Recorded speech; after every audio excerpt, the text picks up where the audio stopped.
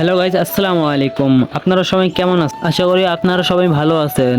এইদিকে আমি বাসা থেকে বাইরে হলাম খেলার মাঠ যাওয়ার জন্য। বাসা থেকে বাইরে হওয়ার পরে থেকে আমার বন্ধু আমার জন্য ওয়েট করতেছে। বন্ধুরা মিলে হাঁটতে হাঁটতে সবাই খেলার মাঠে যাইতেছি। আর এইদিকে খেলার মাঠে এসে থেকে এক রাতের বৃষ্টিতে অনেক পানি হয়ে গেছে। মাঠে আসার পর এইদিকে আমি আমার আর একটা বন্ধুরে দেখতে পাই। মাঠে পানি হওয়ার কারণে ওরা এখানে গোল হয়ে বসে সবাই লুডো খেলতেছে।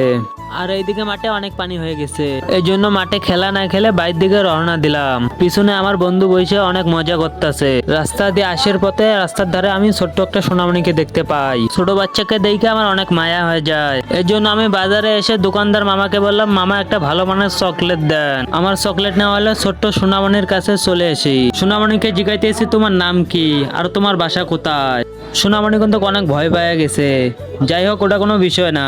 আজকের ব্লগটা কেমন হয়েছে আপনারা সবাই কমেন্ট বক্সে বলে যাবেন।